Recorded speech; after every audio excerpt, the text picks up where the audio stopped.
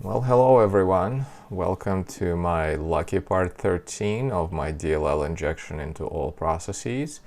And today we'll be finishing up, well, hopefully finishing up the DLL injection.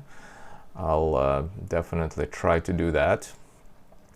So let me fire up our IDE. And here's our inject all. And let me remind you where we left off last time. And I'm hoping, guys, that you are watching these in order, because otherwise that will be really confusing.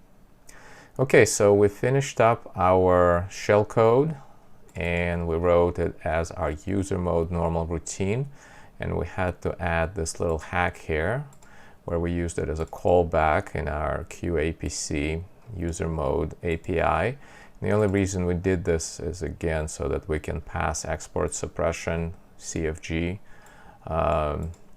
which is control flow guard security mitigation. I tried to explain it in the last video, so please watch it, and that would be video 12. Okay, now there is one more thing we need to add here, since I'm looking at my dummy export here.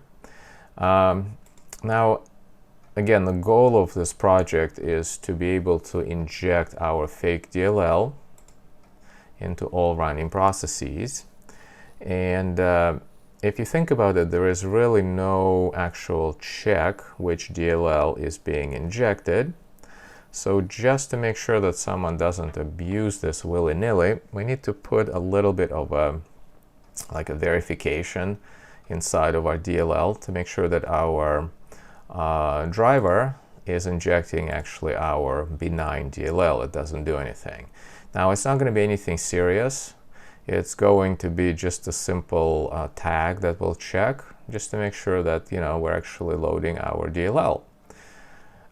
This also helps in case we have several versions, and let's say if we add something new, like create new version, to make sure that the system doesn't run the old DLL, we will be checking the tag, which will be obviously changed in the new version.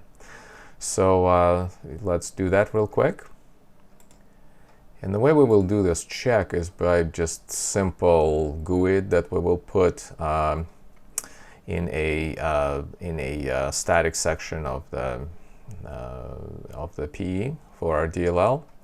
So let's go to our DLL types. I think that's the best place to put it. And let's create a struct. Let's just call it search tag, I don't know, W, for the lack of a better name, and I'll explain what's going on here.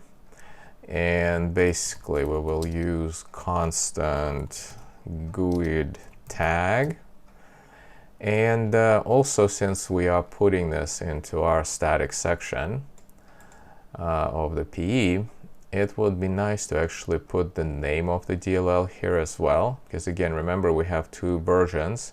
We have fake64.dll and fake32.dll. So this will tell our driver which name we are actually loading it with. And it will kind of kill two birds with one stone. Now, if you look into our user mode normal routine, we have to supply two things. One is the base address of this module, which we will know from the driver when we actually map this DLL. And the second thing, we need to do the injected DLL name. Now, the driver wouldn't know. I mean, it can get it from the name of the file, but again, it would be nice to actually hard code it inside our DLL what the name is. And one way is just to put it inside the file itself, the DLL file itself. And since we are putting this tag, we can actually add, the name of the DLL here. Now, the Visual C++ compiler will be complaining about this empty tag that I'm using. So I need to disable warnings just for this, this struct, and the warning is 4200. And then I need to,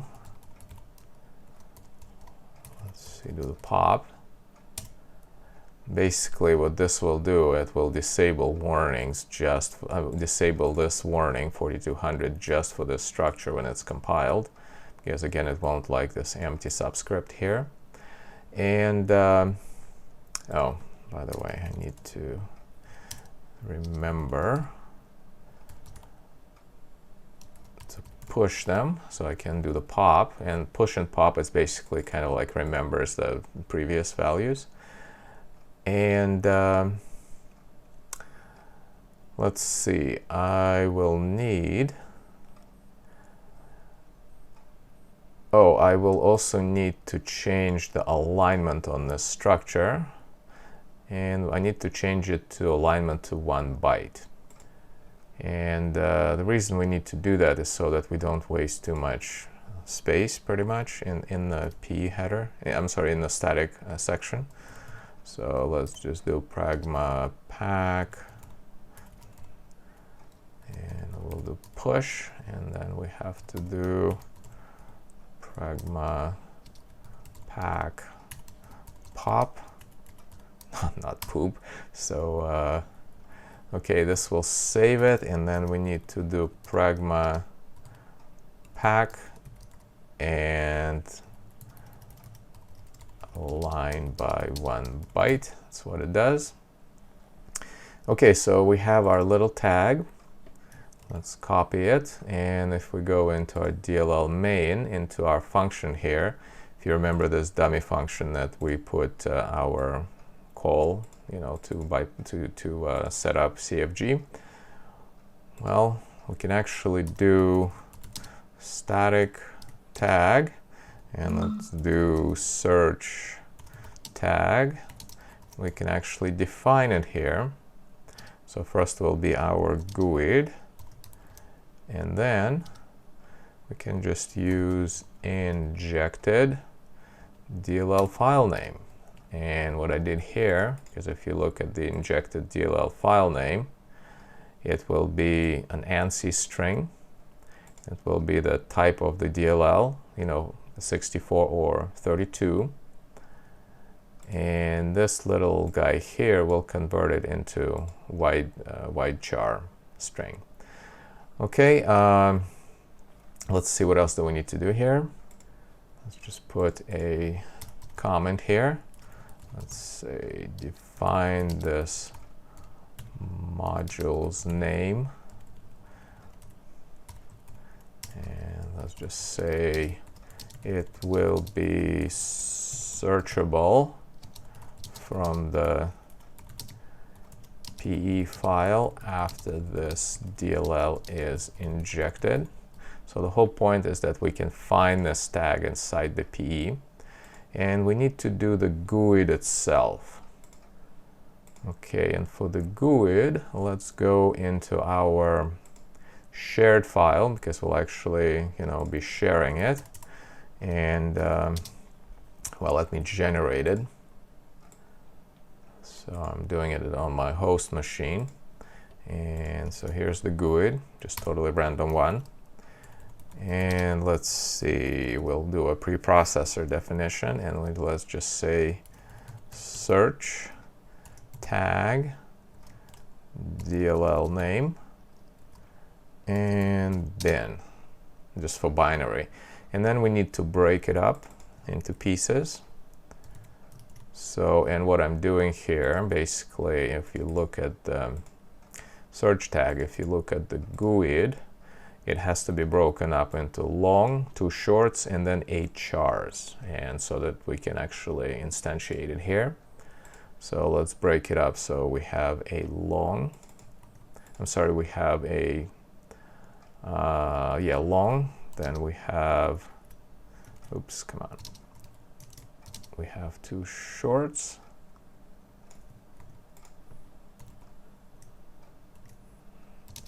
right, and then we have, let's say 1, you know what, let's just do it like so, and then we just need to make bytes. Oh man, I'm deleting too much bytes out of them.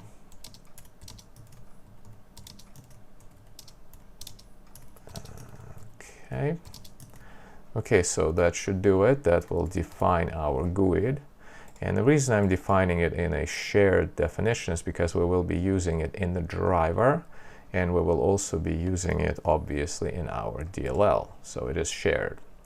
So okay, if we add it here, that should technically place it here, and let's see if we can compile. Let's rebuild it. And by the way, we're doing release, which I don't like. Let's do debug.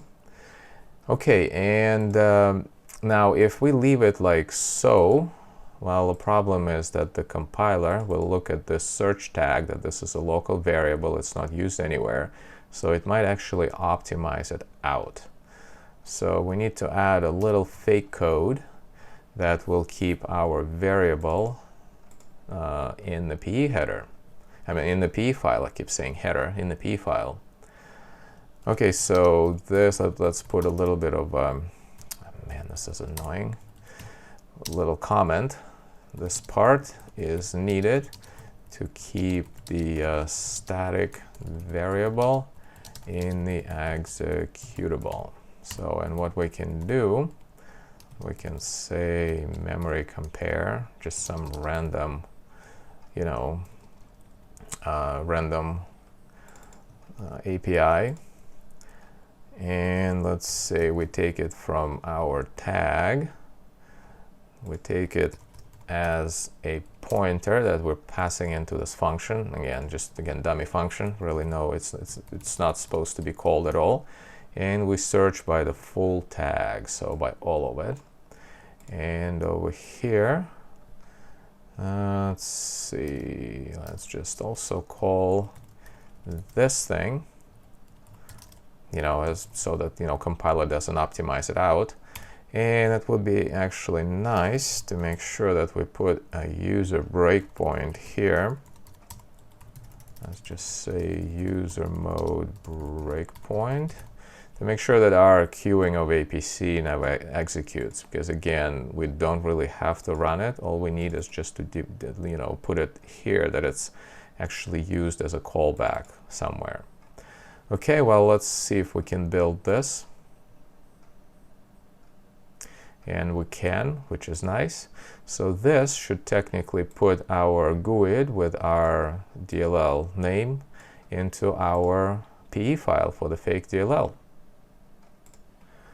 Okay, well, since we have it, so let's go to our driver and let's write some kind of function that would actually locate this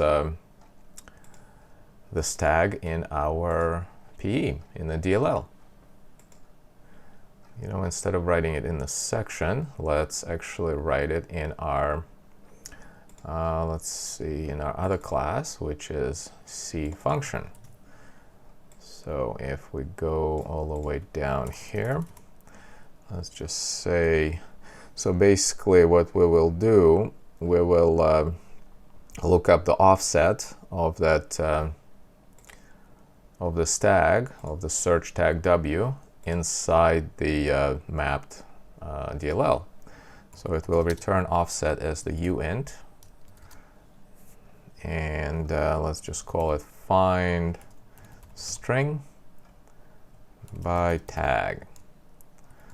and let's see, it will take pointer to base address for the mapped file, for the mapped section, and this is the size, and let's see, and then we are looking for a tag, which will be a GUID, and again the GUID will come from here, and it will just basically follow whatever is next as a string, and it will return it, or return the offset. Okay, so we need to add, let's see, where is that little pop-up that will do that? Okay, so we need to create a declaration, and that will be a static variable. And let's put a comment, and that would be, let's see, locate string that follows tag in byte array, because it doesn't have to be, this thing, it doesn't have to be, mapped file, just a byte array. And let's see, both must be declared in a static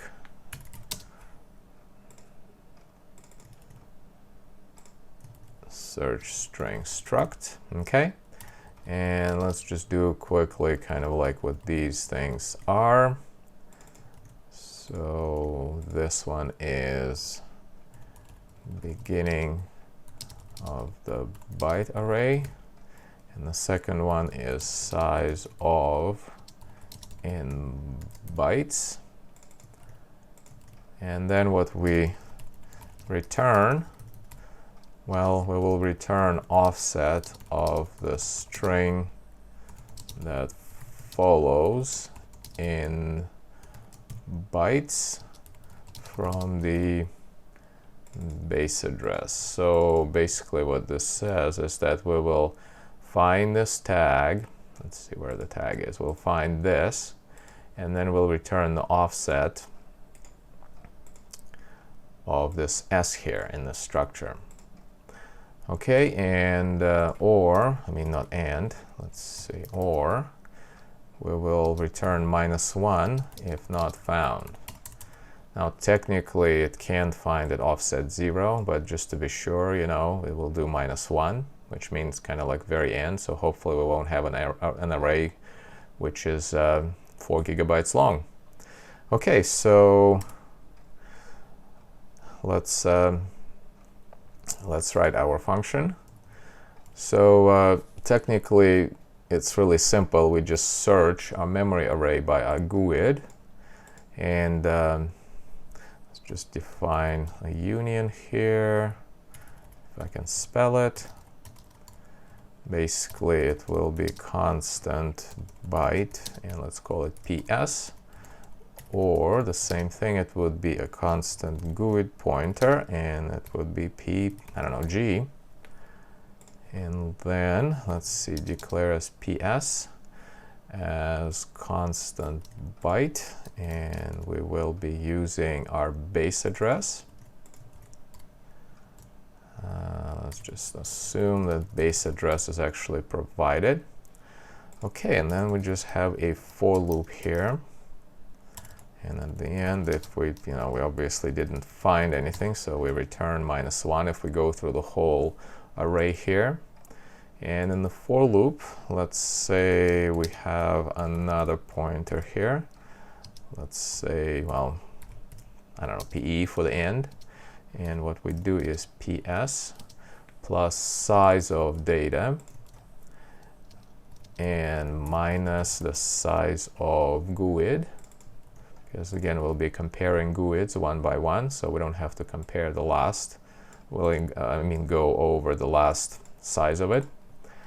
And let's see, condition here is PS less than equal than PE and PS plus plus. So we go byte by byte and we compare GUID. So we compare it here, then we compare it here, then we compare it here, and so forth. So let's see if, well, let's just say mem compare. And if it's 0, then we matched. Now compiler will optimize it obviously, so just for readability. So we take the GUID, we compare it to the tag and size of GUID. Very simple. And if we matched, we need to return our PS plus size of GUID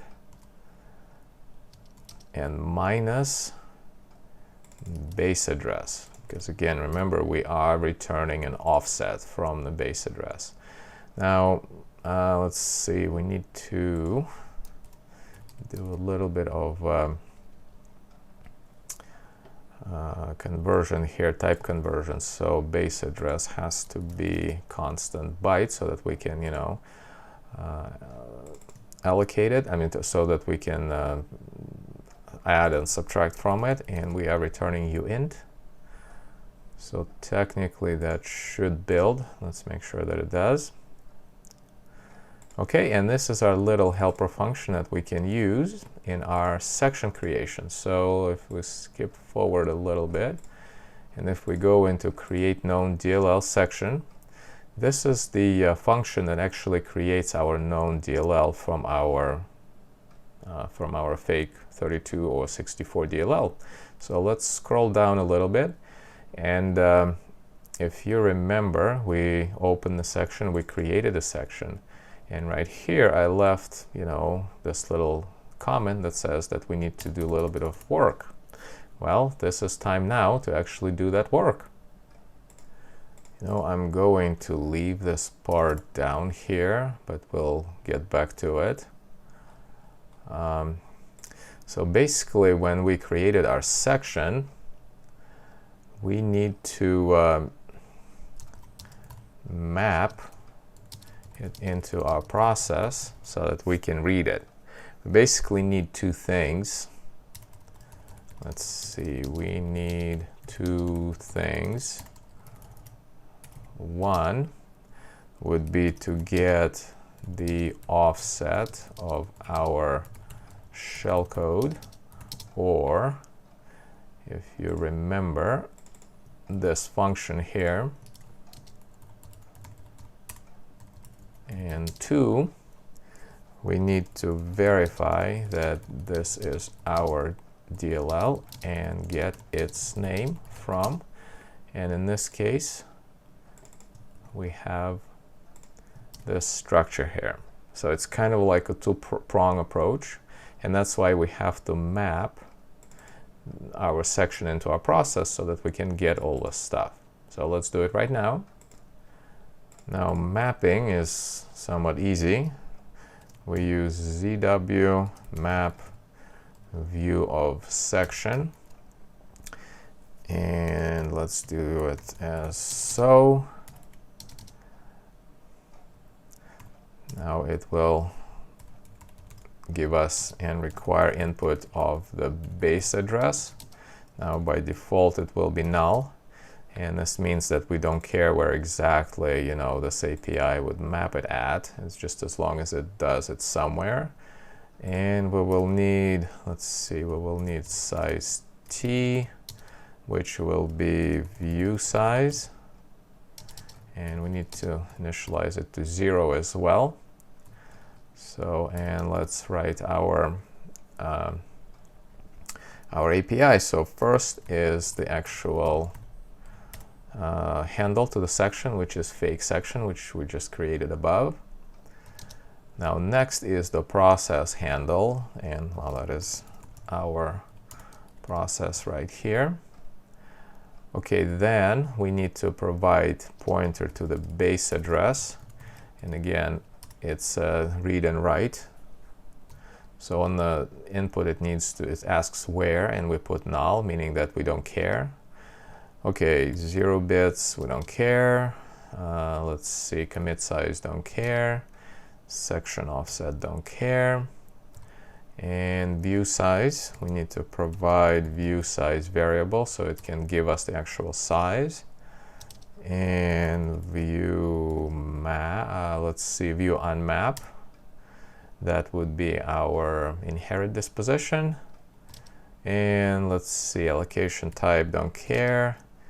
And page, let's see, read only. We don't need to write into it.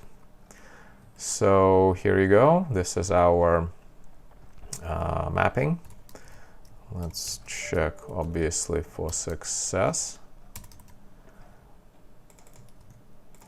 And what we need to be doing here, guys, this should be inside of our work here. So we'll be doing pretty much if, then there's like another if, and there is another if, and all of this stuff would go there. So at this point, I will be kind of scooting it over to the right, and I will be adding all of my else statements at the end here.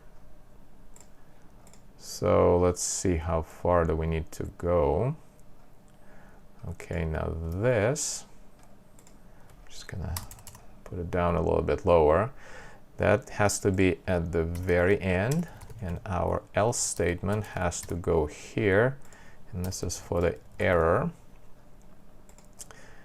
Okay, so, and what we also need to remember to do is to unmap the section.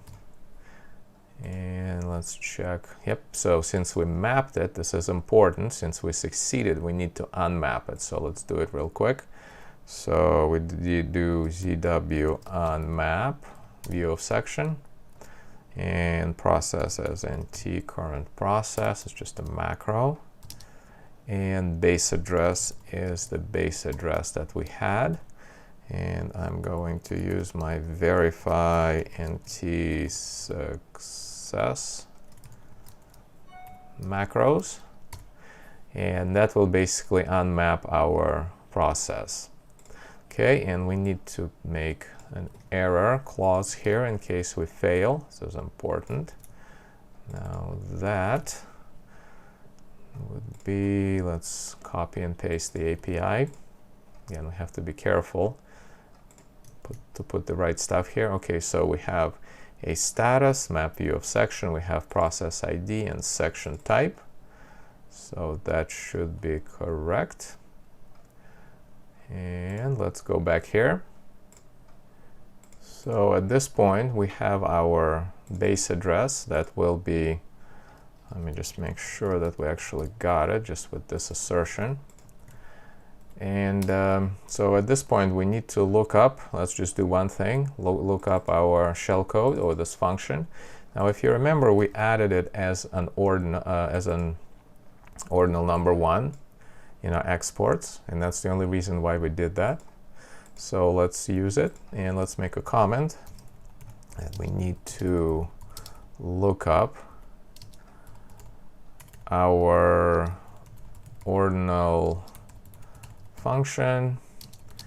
It will be our shellcode that we will call later.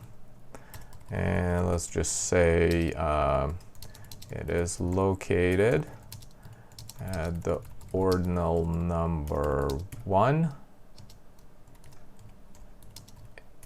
It is defined in the def file for the DLL exports. Okay, so let's just say so ordinal index 1, and what we need is technically RVA.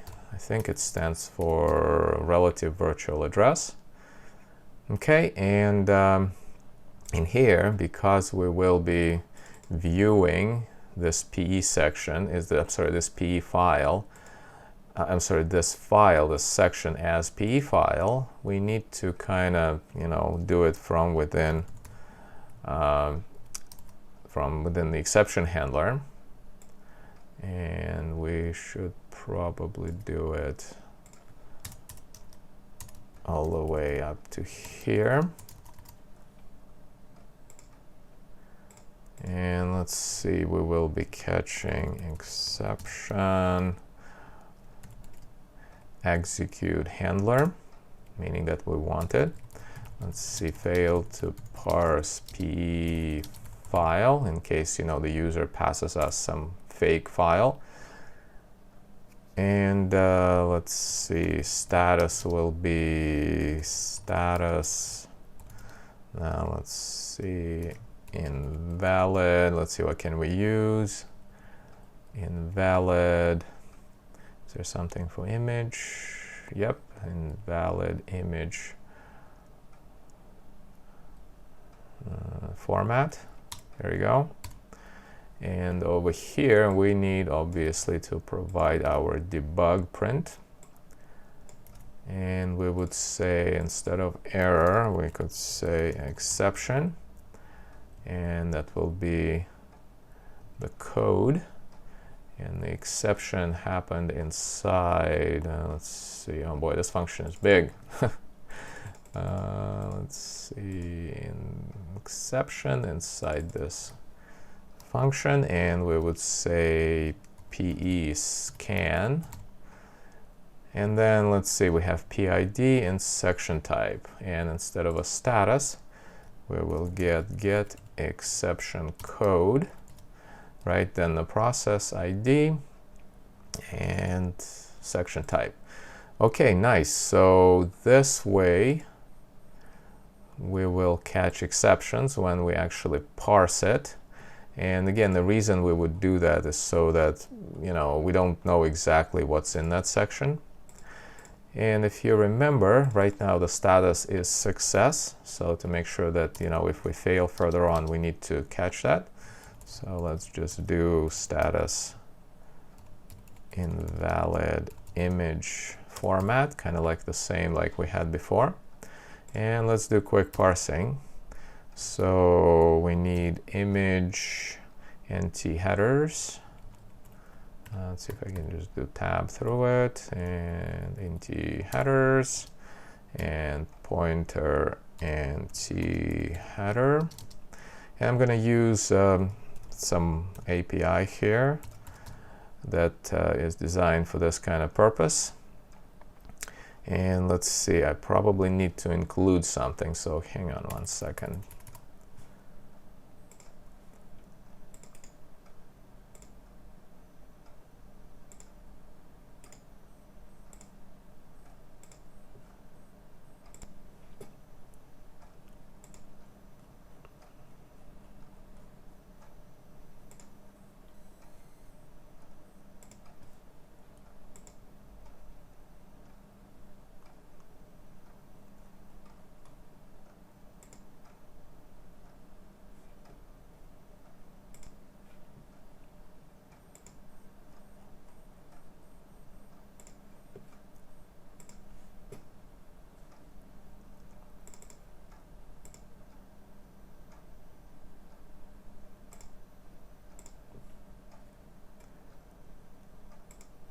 Okay, obviously not, so let's include it here. Let's see, include CFunc, and let's just say auxiliary functions. So now we should be able to use it. Okay, here you go, and we have find string by tag, and we provide base address.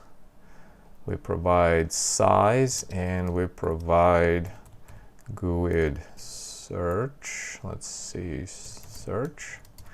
And so let's do GUID. And basically, we just declare it as a static. GUID search. And if you remember, we had it right here in a shared file. So we can just include it as such. Okay, and now to get the size, we need to get it from nt header. And the way we can do it is by doing nt header, optional header, which is not really optional, and size of image. Let's see, where is it? Size of image, and then we get our search GUID, and let's see, what do we return here? Basically size, and if it's -1, then it's an error. So let's just do here uint urva search tag, and let's just say if search tag is not -1, we actually got our stuff. Otherwise, again, we have an error. And as always, let's log it, because in this case it means this is not our DLL, so it's important to provide the reason here. And let's just say, well, find string by tag.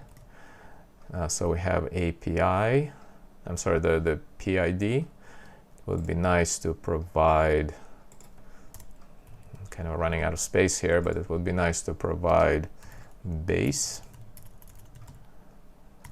which is pointer, and size of it, and section type. Okay, so we have status, then we have process ID, then we have base address. Let's get rid of this. Then we have size of the image, and then we have section type. Okay, so that will be our error. And let's see, so if we get here, at this point, it means that this is our correct DLL, and we can actually, let's see, what else do we need? Oh, we need to get some information from the section. Let's see, get information from our section. And basically what we need a,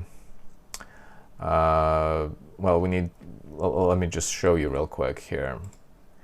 There is this structure, which is called section image. Oh boy, is it not defined? It is not. Okay, well, here's another example. Let me go bring it in. So if we go into our driver types, and let's see, do we have, yeah, let's just add it here. And you know, just as we did over here, let's just put a little comment here and say that these things are undocumented structs.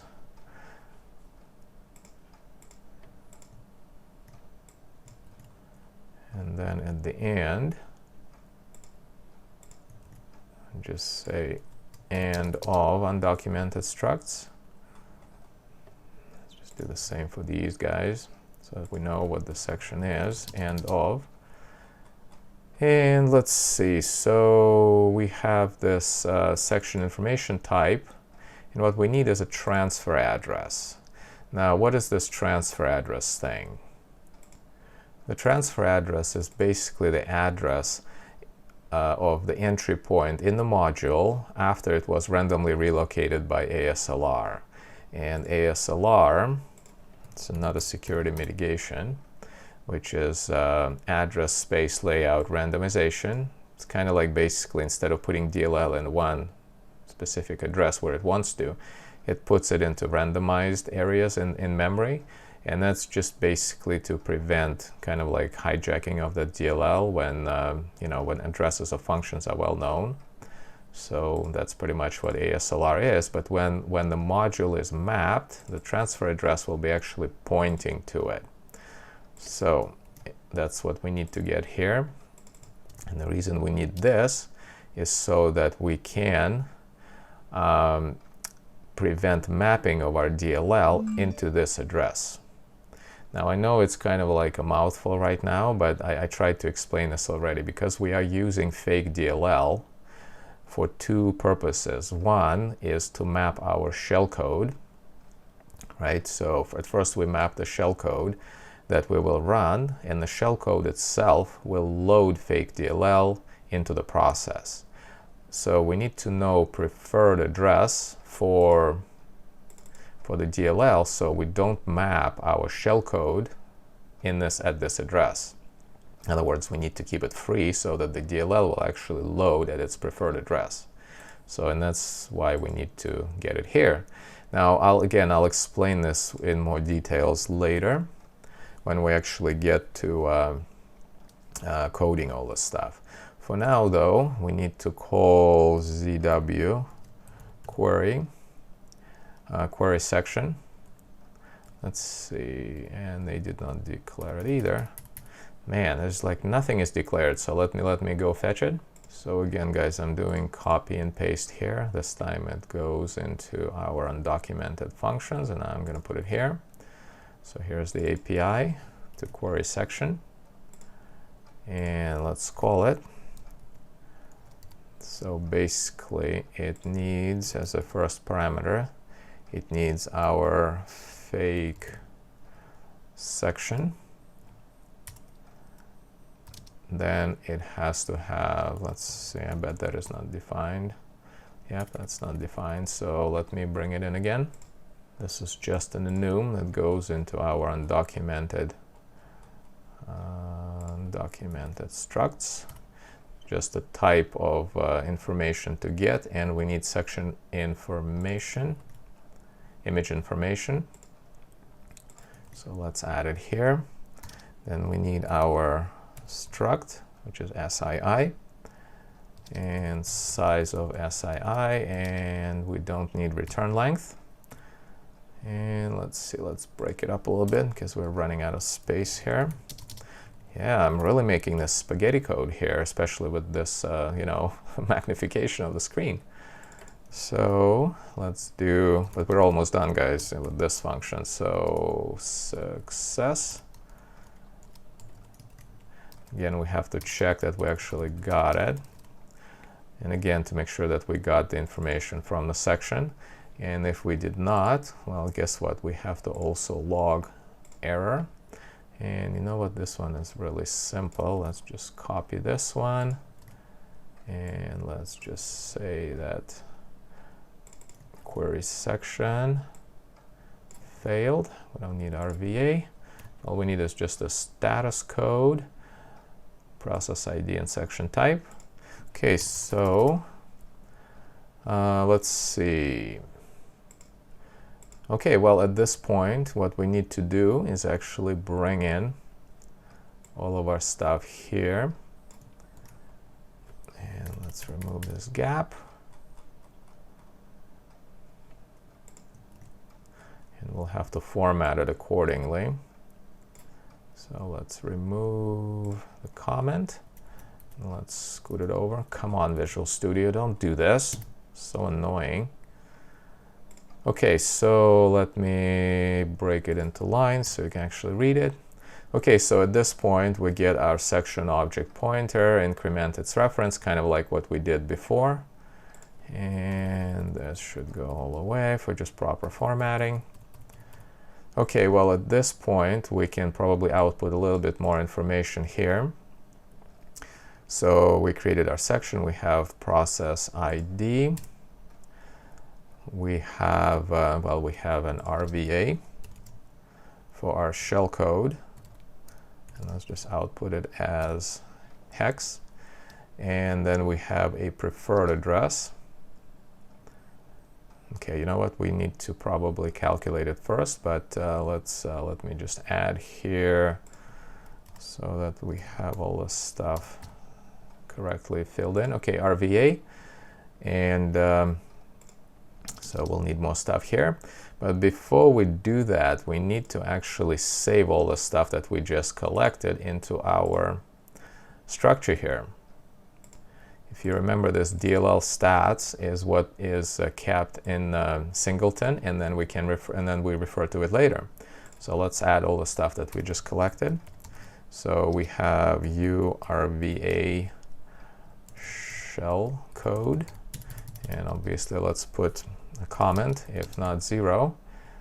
Let's say RVA offset to the shell code in the injected DLL. And let's see, must be, let's put the name of the function. Let's see, where is our function? Must be this function. Let's see, where did we declare it? Okay, must be function in, well, let's just put DLL asm 64.asm DLL asm 32.asm files. Okay, and that's that. And basically we need another RVA, which is DLL name, and we say if not 0, RVA offset of the injected DLL name as null terminated wchar string.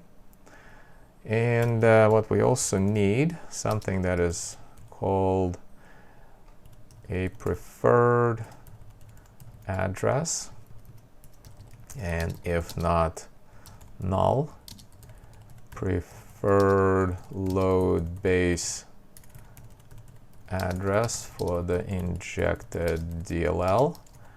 And let's just say after ASLR relocation. Okay, and that's exactly what I explained. So when ASLR is done with the module, this will contain the base address that it will be loading at. And just so that we might need it, let's just say size of image. And if not 0, size of the section in bytes. Okay, and also since we added all the stuff here, let's also add it for our checks. So let's make sure that URVA shellcode is not 0, and also URVA DLL name is not 0, and that's again checks for being valid.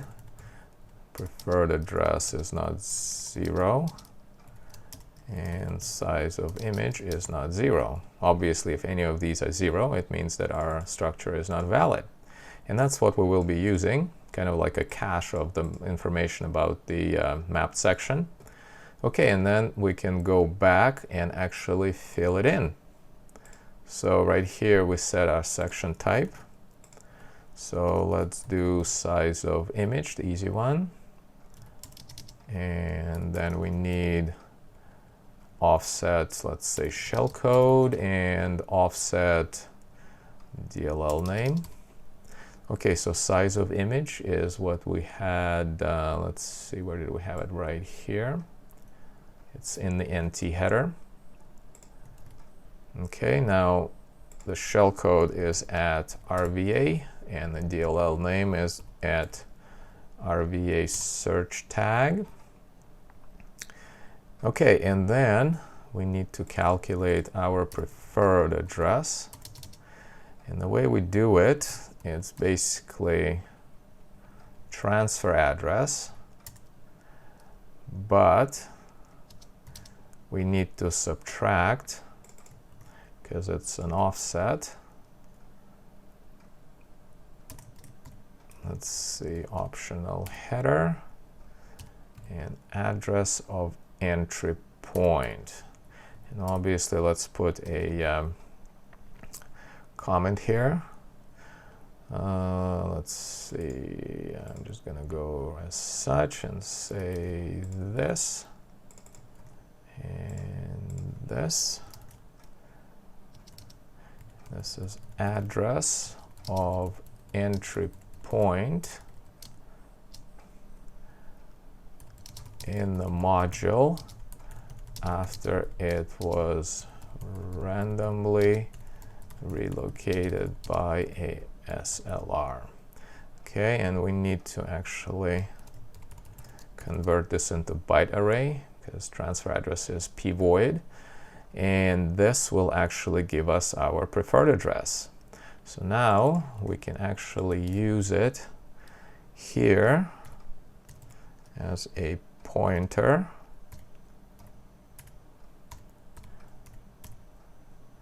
before we can actually output it. So let's do it real quick as such, and that goes right after RVA. So when we create our known DLL, we will see if we got the preferred address and where we got it. It's just basically for debugging. Okay guys, and then status is done. And this, I believe, will conclude creation of our known DLL. So let me remove all the empty spaces here. And let's make sure that we added everything. We need to make sure that we unmap the section at the end. This is kind of important because, obviously you don't want to have it mapped there all the time. And at the end, if we failed, we need to remove the section. And as we did before, we removed the temporary flag first. So I think I think this is pretty much it. Let's make sure that we can compile what we just built. And we can. Okay, well guys, let's see what else do we need to have done here. Okay, so our injected, the code to inject DLL actually seems to be working fine. I mean, seems to have all the code that we need. And then we have our rundown routine, which basically just releases the memory for us, nothing much. Now the kernel routine will need to be working here for the user mode APC, but the kernel mode doesn't do anything. It just, you know, basically says, hey, keep going, call us the normal routine. And let's see what's going on in the normal routine. Oh, in the normal routine, that's where we need to actually do stuff. Okay, so remember in one of the previous modules, I basically explained that we have two options for, two things that we have for our shell code. One is, you know, running the actual shell code, and the second one is actually mapping of the FAKE.DLL. So at this point, since we have a preferred address of the FAKE.DLL, and we have our shell code, and we can verify that our FAKE.DLL is actually our FAKE.DLL, and we do that during the mapping stage. So now we can actually get to doing all of these things. But I see that this video is kind of long, so I'm going to stop it, and I will continue doing all these two tasks in the next video. So I will see you there. So thanks for watching.